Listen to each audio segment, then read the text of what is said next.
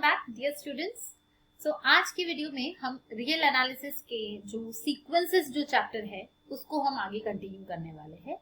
आज एक बहुत इंपॉर्टेंट थ्योरम डिस्कस करने वाली हूँ मैं, जो यूनिवर्सिटी लेवल पे पूछा जाता है। Okay, so let us see the theorem. What is the statement of the theorem? So the theorem says that every convergent sequence is bounded. अच्छा, इससे पहले कि मैं आगे बढ़ूं, अगर आप लोगों ने मेरे प्रीवियस वीडियोस नहीं देखे होंगे तो आप जरूर जाके चेकआउट कर लेना, because you should know the base की कन्वर्जेंट सीक्वेंस क्या होता है, बाउंडेडनेस क्या होता है। ये सारी चीजें मैंने एक्सप्लेन की हुई है, आपको प्लेलिस्ट मिल जाएगी डिस्क्रिप्शन बॉक्स में। तो वो नॉलेज अगर आपके पास होगा तो ये आपको आसानी से समझ में आ जाएगा। So proceeding with this, I tip पर भी आपको मिल जाएगा this playlist of this particular sequences chapter. तो थ्योरम क्या बोलता है कि every convergent sequence is bounded. अब दिया क्या है, what is given and what is to proof. Every convergent sequence ये दिया हुआ है, मतलब कन्वर्जेंट सीक्वेंस है, कोई एक सीक्वेंस है वो कन्वर्जेंट है। प्रूफ क्या करना है, इज बाउंडेड। हमें ये प्रूफ करना है कि it is bounded. Now let us start. तो जो दिया हुआ है एक नाम दे देते हैं, कोई भी सीक्वेंस हो सकता है, तो हमने नाम दे दिया let xn be a sequence with which converges. अब कॉन्वर्ज हो रहा है तो उसकी कोई लिमिट होगी, it will converge to a particular limit, तो हमने इसको नाम दे दिया विच कॉन्वर्जेस टू एल से। आप कोई भी नाम दे सकते हो, पर नॉर्मली लिमिट है तो हम एल बोलते हैं। तो एल को कन्वर्ज किया है। देन बाय डेफिनेशन, अब ये जो डेफिनेशन वाली बात आती है ये मैंने बहुत डिटेल में एक्सप्लेन किया हुआ है प्रीवियस वीडियो में, एंड आपको बोला है कि इसके लिए कोई ऑप्शन नहीं है, आपको इसको रटना है, बिल्कुल लर्न कर लो इसको अच्छे से। कन्वर्जेंस की डेफिनेशन, तो क्या डेफिनेशन होती है? It says that for given epsilon greater than 0, अगर आपने लर्न की होगी तो जैसे जैसे मैं लिख रही हूँ आपको याद आ रही होगी। For given epsilon greater than 0 there exist a positive integer m।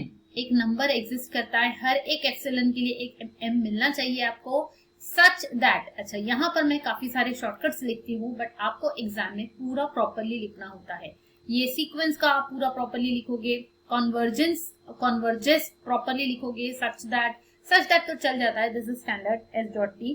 There exist भी चल जाता है, पर ये ऐसा नहीं चलेगा, पॉजिटिव आपको पूरा लिखना है। सो आगे बढ़ते हैं डेफिनेशन की तरफ। सच दैट मॉड ऑफ ये जो सीक्वेंस होता है हमारा xn माइनस जो हमने लिमिट बोली है l is less than epsilon, पर किसके लिए? For all n greater than n। वही n जो m से बड़े हैं उनके लिए ये चीज ट्रू होती है, राइट? दैट इज, अगर इसी चीज को if I right in the form, अगर मैंने इसको मॉड ओपन किया तो मैं इस चीज को कैसे लिख सकती हूँ? L minus epsilon is less than xn is less than L plus epsilon. इसका मतलब ये this is true for all n greater than m, मतलब इस m से बड़े वाले जितने n है उनके लिए ये चीज ट्रू होगी। इसका मतलब इट विल लाई, ये xn जो है वो L के नेबरहुड में लाई करेंगे, राइट? ये मैंने डिटेल में एक्सप्लेन किया हुआ है आपको। सो इसको अगर हम विजुअलाइज करने की कोशिश करेंगे तो इसका मतलब क्या है? सपोज हमारी सीक्वेंस की टर्म्स ऐसी है, x1 x2 x3 xn and so on. Then यहाँ पे आ जाएगा xm, then xm plus 1 xm plus 2 and so on. इस तरीके की हमारी सीक्वेंस की टर्म्स है। Now what do we mean by this? इस सेंटेंस का मतलब ये हुआ कि xm से बड़े, m से बड़े वाले n, मतलब ये सारी टर्म्स के लिए क्या चीज ट्रू है? It will lie in the neighbourhood of l, मतलब L plus epsilon, L minus epsilon, L की वैल्यू कुछ भी हो सकती है, तो L के आसपास में ये सारी टर्म्स आपको मिलेगी। मतलब xm प्लस 1 यहाँ कहीं होगा, xm प्लस 2 यहाँ कहीं होगा। This is what this symbolizes, ठीक है? ये आपको डिटेल में एक्सप्लेन किया हुआ है मैंने। अब आगे बढ़ते हैं। अब क्या करेंगे हम कि we will select two numbers m1 and m2। अब ये m1 एंड m2 कैसे होंगे, let us see. So we choose two positive integers m1 and m2 such that m1 कैसा होगा, हमें कोई दो नंबर सिलेक्ट करने हैं। वो नंबर्स कैसे होंगे? m1 is equal to minimum of x1 x2 x3 xm comma l minus epsilon. अब किसी भी बुक में इसका आपको एक्सप्लेनेशन नहीं मिलेगा कि ये चीज एक्चुअली होती क्या है, वो मैं आपको अभी समझाती हूँ अच्छे से डिटेल में। इसका मतलब क्या होता है आप समझो। हम क्या कर रहे हैं कि ये देखो हमारे पास जो नंबर्स है, ये इतना ऐसा सीक्वेंस है हमारे पास, इनफाइनाइट सीक्वेंस, ठीक है? अब यहाँ पर हमें इतना पता चल गया है कि कि ये जो यहाँ के आगे के नंबर्स है xn+1 से लेके आगे तक के, वो नंबर्स में सबसे छोटी वैल्यू है L माइनस एप्सिलॉन। कैसे पता चला? बिकॉज ये देखो हमने लिखा है कि for all n greater than m, इसके लिए xn lies between this range, मतलब इन सब में से सबसे छोटी वैल्यू कौन सी हो गई? Minimum value is L minus epsilon, and इनमें से सबसे बड़ी वैल्यू है L प्लस एप्सिलॉन, इसमें से सबसे मैक्सिमम वैल्यू है L प्लस एप्सिलॉन। ठीक है, तो ये तो हमें पता चल गया इन नंबर्स से, इन सारी वैल्यूज में से। But what do we want? We want कि पूरे सीक्वेंस में से सबसे छोटी वैल्यू कौन सी है, क्योंकि हमें बाउंडेडनेस दिखाना है। बाउंडेडनेस कब दिखेगा? जब हमें lower bound and upper bound मिल जाएगा। लोअर बाउंड मतलब ऐसा नंबर जिससे उस सीक्वेंस के सारे नंबर बड़े हो, that is a lower bound, right. तो हमें एक सबसे छोटा नंबर ढूंढना है इस सीक्वेंस का। अब हमें यहाँ के आगे के नंबर्स में से सबसे छोटा नंबर मिल गया है L माइनस एप्सिलॉन, बट इसके बारे में तो हमें नहीं पता। तो हम क्या करेंगे? हम बोलेंगे कि जो m1 है इसको हम ऐसे सिलेक्ट कर रहे हैं सो दैट ये सारे नंबर्स x1 से xm तक के एंड साथ में L माइनस एप्सिलॉन, तो ये सारे नंबर्स में से जो सबसे छोटा नंबर होगा वो हमारा m1 होगा। देखो हमने m1 कैसे सिलेक्ट किया हुआ है, जस्ट अ मिनट, यस। सो हमने m1 को कैसे सिलेक्ट किया है कि x1 से xn तक। अब ये नंबर्स कैसे है, क्या है, हमें पता नहीं है। अच्छा, ऐसी कोई गारंटी नहीं होती है कि ये जो नंबर्स होंगे, ये सारे नंबर्स, ये कोई डिक्रीजिंग ऑर्डर में होंगे या इंक्रीजिंग ऑर्डर में होंगे, हमें नहीं पता। इन जनरल हम कोई भी सीक्वेंस ले रहे हैं, तो वी कैन नॉट से कि ये नंबर्स में से सबसे बड़ा ये छोटा नंबर कौन सा होगा। तो हम क्या कर रहे हैं? हम मान लेते हैं, वी हैव अज्यूमिंग दैट इन नंबर्स में कॉमा L माइनस एप्सिलॉन। ये लेने का क्या फायदा हो गया? क्योंकि हमको पता है कि आगे के जितने भी नंबर्स है वो इससे बड़े हैं, उन सब नंबर्स में ये सबसे छोटा है। तो हमें चाहिए एक मिनिमम नंबर पूरे सीक्वेंस का। तो हमने मान लिया कि जो m1 है, या जो इनमें से जो सबसे भी जो सबसे छोटा नंबर होगा, उसको हमने नाम दे दिया m1। ठीक है, अब काम हो गया। दैट मीन्स m1 मिल गया हमें लोअर बाउंड। वैसे ही हमें एक अपर बाउंड चाहिए, तो हम कैसे ढूंढेंगे?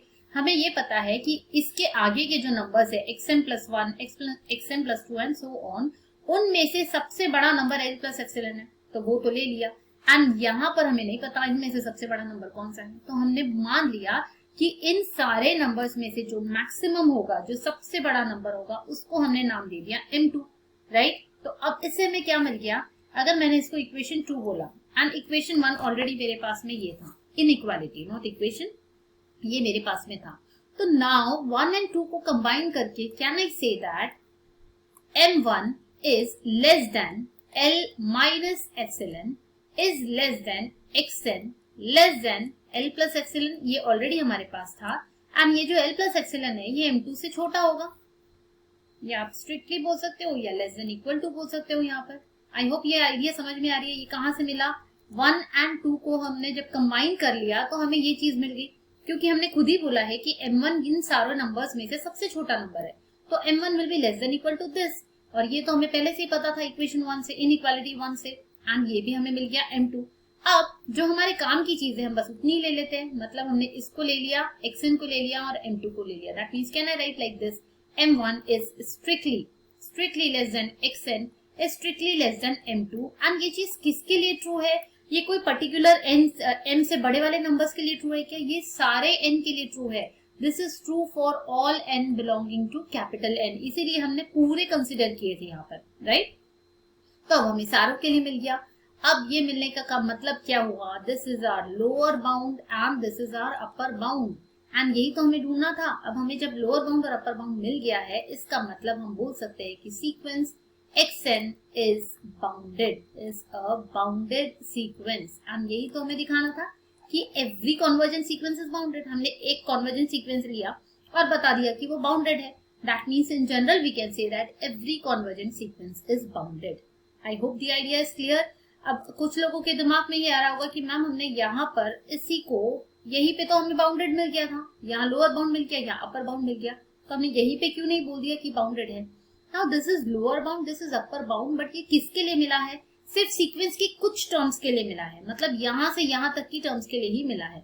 बट हमें पूरी सीक्वेंस की टर्म्स के लिए एक लोअर बाउंड और एक अपर बाउंड ढूंढना है, तब जाके हम बोल सकते हैं कि वो sequence is bounded sequence, right. तो इसीलिए हमने आगे का प्रोसीजर किया, ये m1 m2 वाली स्टेप्स की हमने, एंड अब हमें मिल गया पूरे सीक्वेंस का लोअर बाउंड एंड पूरे सीक्वेंस का upper bound, and hence we can say that the sequence xn is a bounded sequence. I hope the idea is clear to all of you. This is an important example जो important theorem जो university level पे पूछा जा सकता है exam में. ठीक, तो आज का एक्सप्लेनेशन आपको समझ में आया या नहीं मुझे कमेंट करके जरूर बताना. एंड वीडियो पसंद आया होगा तो लाइक तो करना ही, आपको पता है. चैनल सब्सक्राइब करना है, नोटिफिकेशन बेल जो सबसे पहले ऑन कर लो, एंड आपके फ्रेंड्स के साथ भी शेयर कर लेना. तो मिलते हैं नेक्स्ट वीडियो में.